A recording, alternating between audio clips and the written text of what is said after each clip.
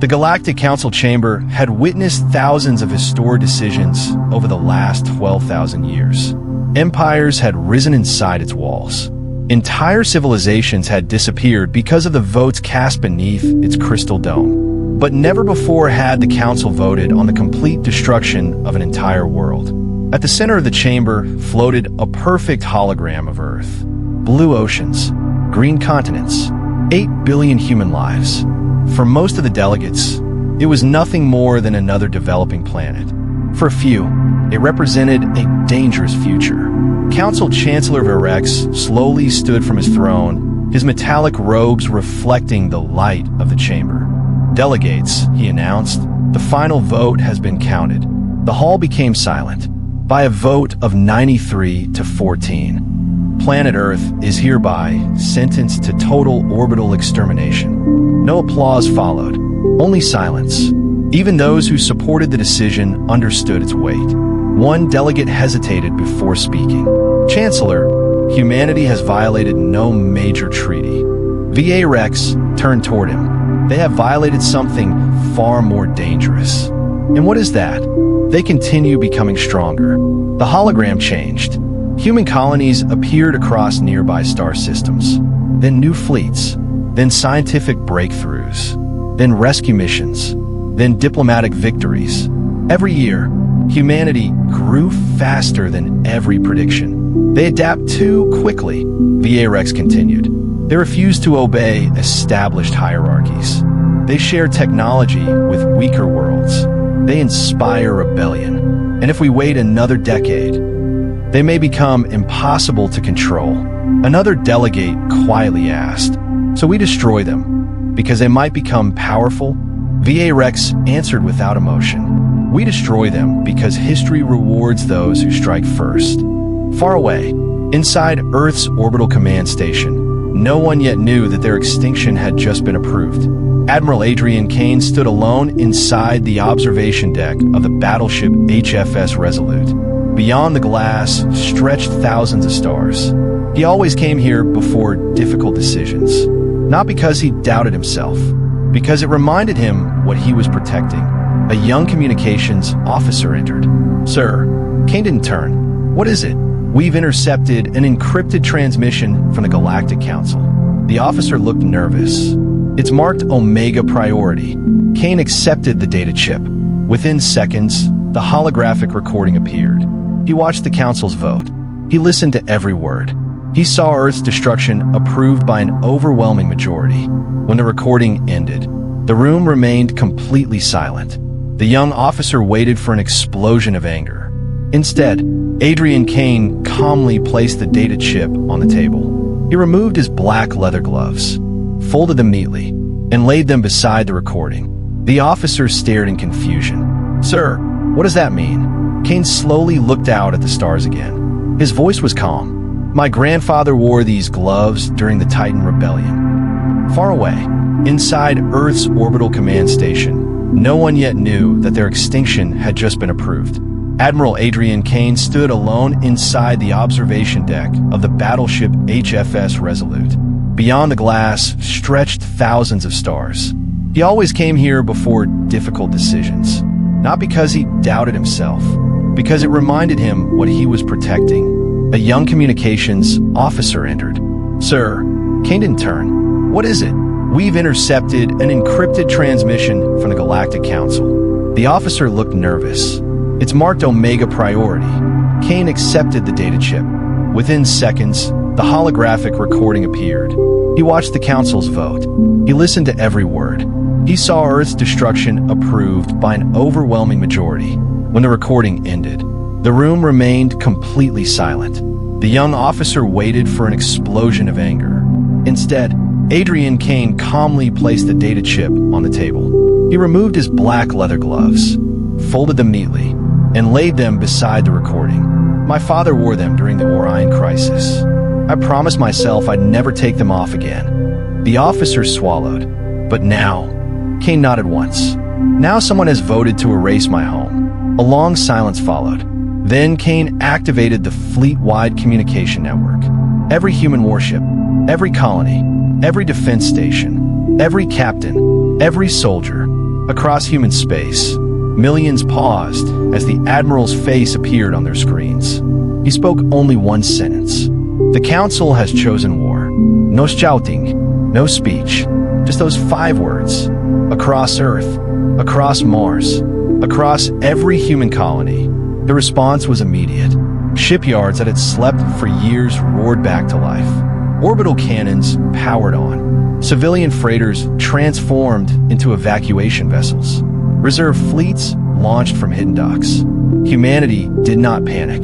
Humanity prepared. And in the dark void beyond Neptune, ancient warships that had remained hidden for decades slowly activated their engines. Their existence had been known only to one person, Admiral Adrian Kane. The Council believed they had condemned Earth. They had no idea. They had just awakened the most powerful fleet humanity had ever built. Part 2. The first shockwave of preparation hit Earth within minutes of Admiral Kane's message. There was no chaos, no collapse, only a silent, disciplined mobilization that had been designed for one purpose since the earliest days of interstellar travel: survival against overwhelming odds. On Luna Command Station, defense grids activated in synchronized pulses, turning the lunar surface into a glowing lattice of weapon systems. On Mars, hidden industrial megafactories awakened, their dormant reactors humming back to life like a sleeping giant opening its eyes. And in the deep silence beyond Neptune, the Shadow fleet emerged. 47 battleships, 90 escort cruisers, hundreds of drone carriers, all built in secret, all waiting for this exact moment. On the bridge of the HFS Resolute, Admiral Adrian Kane watched every system report come in. A young tactical officer spoke cautiously. "Sir, all outer colonies are responding exactly as planned. No civilian panic detected." Kane nodded. "That's good. Panic is inefficient." Another officer hesitated. "Admiral, the Council fleet will arrive in Earth space within 72 hours if they proceed with immediate execution order." Kane's expression didn't change. "They will proceed." No one questioned how he knew, because Kane had never been wrong about enemy behavior before. In the Galactic Council chamber, Chancellor VRX observed the Earth system through long-range projections. He expected confusion, maybe resistance, possibly even surrender attempts. Instead, he saw coordination. Perfect coordination. Human ships were not scattering. They were forming structured defensive layers around Earth, Mars, and the orbital colonies. One delegate leaned forward. "This is organized. Too organized." Another responded nervously. "They're not reacting like a civilization under judgment." VA Rex narrowed his glowing eyes. "Then how are they reacting?" A pause filled the chamber, like a civilization expecting war. For the first time since the vote, discomfort spread among several council members. On Earth, Admiral Kane entered the central command chamber beneath the Atlantic Ocean. Massive holographic displays surrounded him, projecting fleet positions across the solar system. Every admiral and fleet captain across humanity was already online. General Aiko Tanaka spoke first. "Admiral, confirmation requested. Do we engage Council forces immediately upon entry?" Kane walked slowly past the holograms. "No." A silence followed. Even hardened war commanders were surprised. "No." Aiko repeated. Kane stopped at the center of the chamber. "We do not fire first." A few officers exchanged confused looks. Then Kane continued. "But we ensure they never fire twice." That single sentence changed the atmosphere completely. Every officer understood the doctrine. Defense, containment, overwhelming retaliation. Not aggression, but certainty. Meanwhile, deep space sensors detected the first movement of the Galactic Council's enforcement arm. 300 warships, classified as Judgment Fleet. They were not diplomatic vessels. They were executioners. VA Rex personally addressed them through encrypted command channels. "Erase all human orbital infrastructure. Do not engage in prolonged conflict. The objective is extinction, not war." The fleet commander responded, acknowledged, and so, the Judgment Fleet began its advance towards Sol. Inside the Resolute, Admiral Kane stood before a transparent viewport, watching the stars. A junior officer finally gathered the courage to ask, "Sir, why did you take off your gloves?" Kane looked at his hands. Calm, steady, not trembling, never trembling, because he had already made peace with what came next. He answered softly, "Because gloves are for restraint." A pause. "And restraint is for people who believe the other side deserves mercy." He turned away from the stars. The Council has removed that option. At that exact moment, every human fleet simultaneously received a second transmission from Admiral Kane. This one was different. No words, only coordinates, and one classified designation. Operation Final Horizon. Across hidden shipyards, massive systems powered up in sequence. Weapons that had never been tested. Engines that violated known physics. AI cores that had been locked away since their creation. Humanity was no longer preparing to defend Earth. It was preparing to end the threat entirely. Far beyond the solar system, the Judgment Fleet crossed the final threshold into soul space. And for the first time in recorded galactic history, they detected something waiting for them. Not fear, not surrender, but silence. The kind of silence that exists right before an extinction-level response begins. Part 3. The moment the Galactic Council's Judgment Fleet entered the soul boundary, every human sensor network triggered the same classification. Hostile mass entry confirmed. No alarms were needed on human ships anymore. Every officer already knew what that signal meant. It meant the enemy had crossed the point of negotiation, the point of delay, the point of misunderstanding. Now only outcomes remained. On the HFS Resolute, Admiral Adrian Kane stood motionless as red holographic lines filled the command deck. 300 enemy vessels, all accelerating toward Earth. A tactical officer spoke quietly. "Admiral, they're not forming diplomatic approach vectors. They're preparing full planetary suppression." Kane nodded once. "I know." Another officer, younger this time, clenched his fists. "Sir, they're going to kill billions." Silence followed that statement. Then Kane replied, calm as ever. "No." The officer blinked. Kane continued, "They're going to try." In orbit around Earth, the human defensive ring tightened. Battleships rotated into position like a closing cage of steel. The Shadow Fleet moved forward from Neptune, cutting across the outer system at speeds the Council ships had not anticipated. On Mars, civilian evacuation convoys were already entering deep space corridors. Humanity had not waited to see if the enemy would hesitate. They had already accepted that it would not. On the Galactic Council flagship, Commander Thalzir studied the tactical feed with growing unease. "Why are their ships moving toward us?" he asked. A subordinate replied quickly, "They should be retreating. That is standard behavior for inferior civilizations." Thalzir narrowed his eyes. "Then why are they advancing?" A pause. "Because they are not inferior," the officer whispered. Thalzir dismissed him immediately. "Impossible. Their technology level is classified as Tier 4. We are Tier 9. Yet even as he spoke, the first anomaly appeared. Human ships were not just moving. They were coordinating. Across thousands of kilometers of space, fleets were acting like a single organism, not reacting, anticipating. Inside the Resolute, Admiral Kane activated a secure channel that reached every human vessel simultaneously. His voice was calm. "Fleet status." Reports came in instantly. First defense ring locked.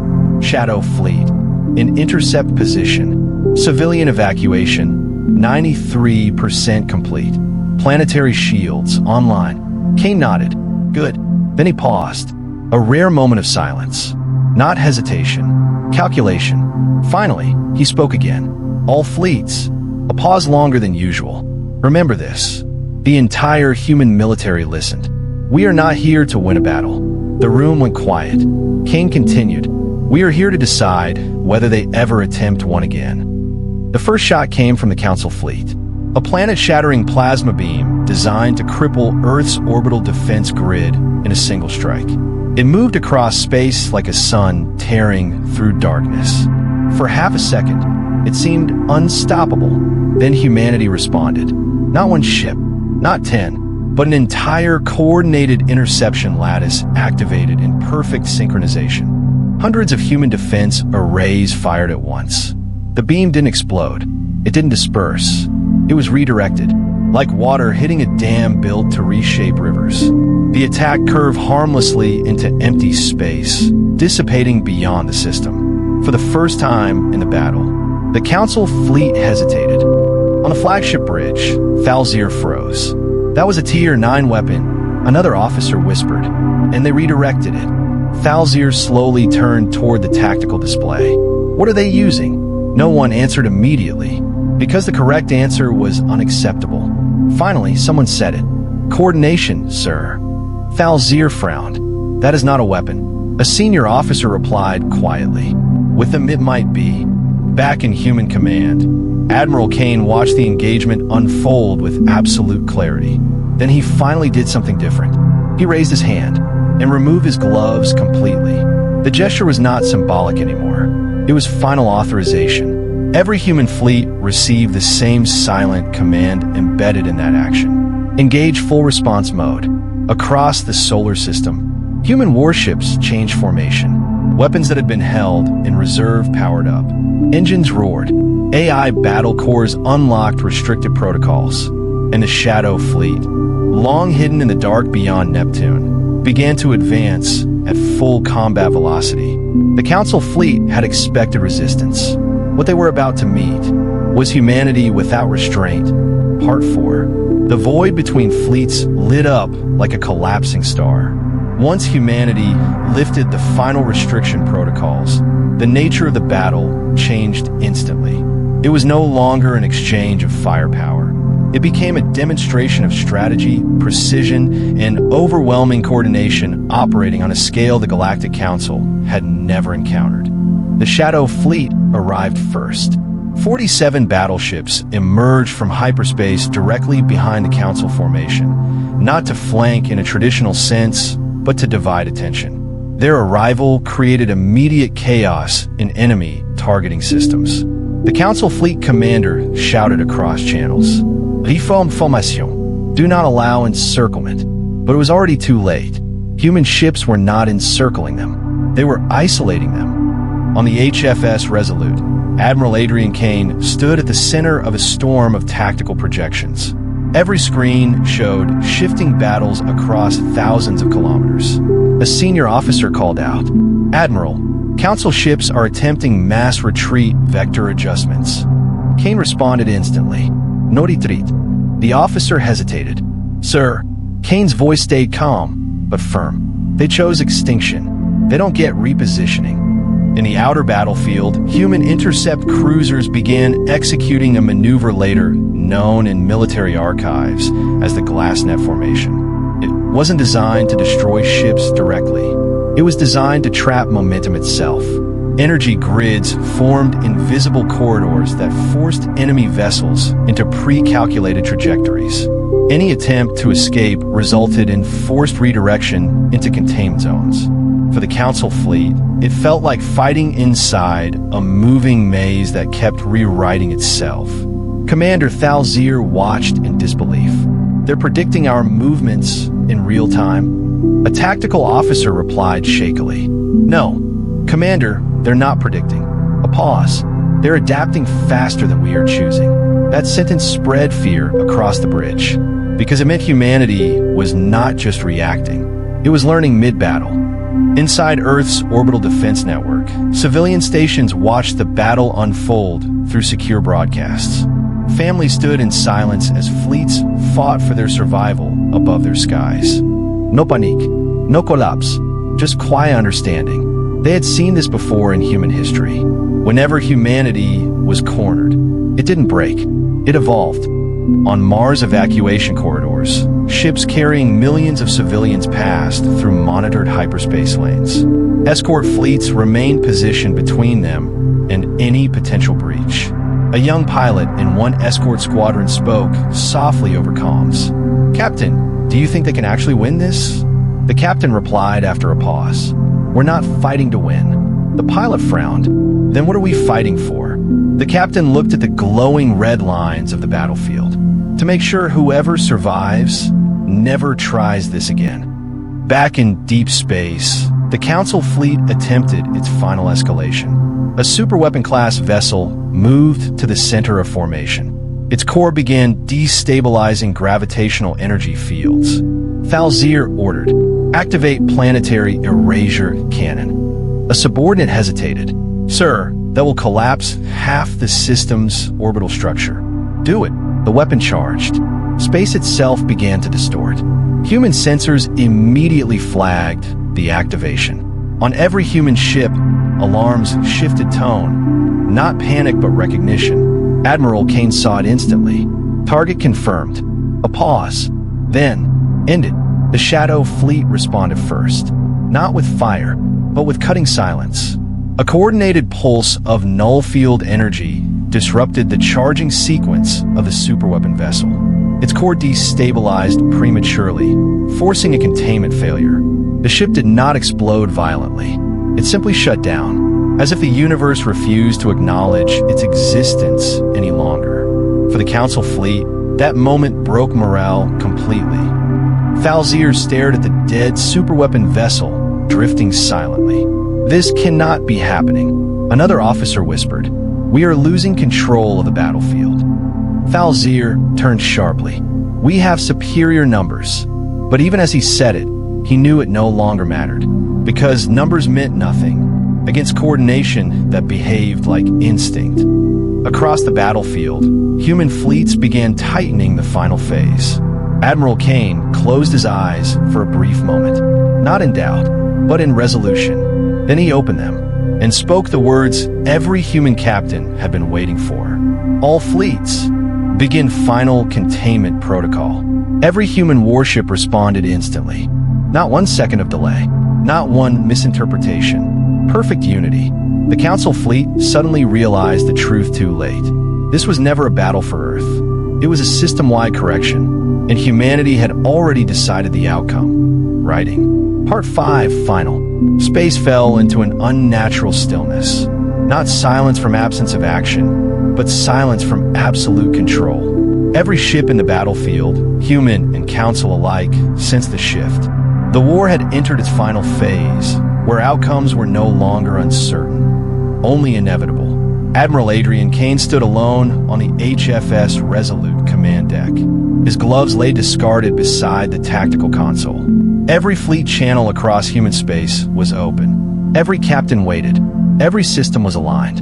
And across the battlefield, the Galactic Council fleet, once confident in its superiority, now drifted in fractured formation, struggling to maintain cohesion under relentless human containment pressure.